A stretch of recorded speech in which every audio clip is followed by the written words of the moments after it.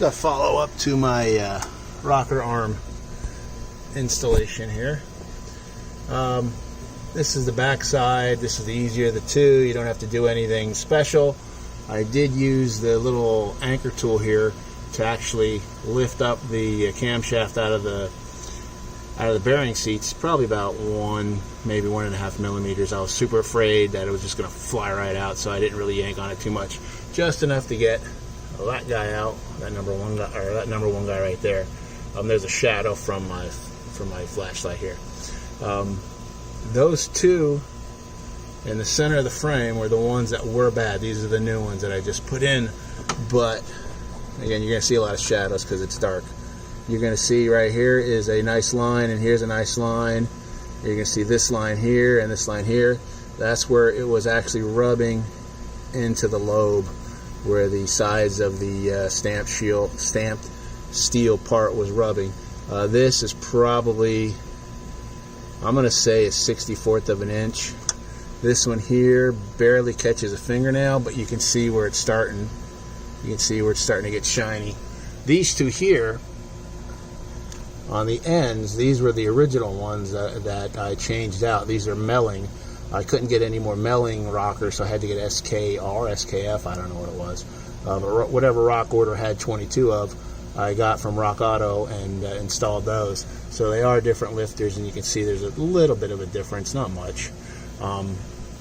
But again, I had two go bad. Didn't sound like two going bad. It sounded like one going bad, but I did have hesitation, and the car just wasn't running right. But the biggest takeaway was that it was making noise, and you can see here on even the third lobe, you can start to see where you're starting to get these two lines. See, right there, you're starting to get lines. So something was touching, or something's starting to touch. And these are the two rockers in question. You can see when I hold it up, just gravity, pushes that roller bearing down. I'll try to, there it is. And again, I'm from behind with a flashlight here, so it's kind of hard to see, but that's one. This was, I don't know what the cylinders are. I guess it was one of those two up there. I don't know. I don't care.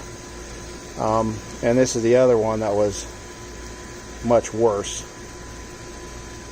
So I had in total so far at 156,000 miles that I know of, I've had 3 rockers go bad.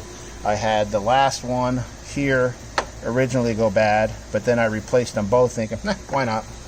And then now I did that in January, February time frame.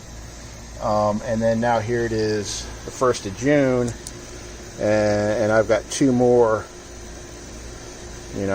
classic, yo shit be broke.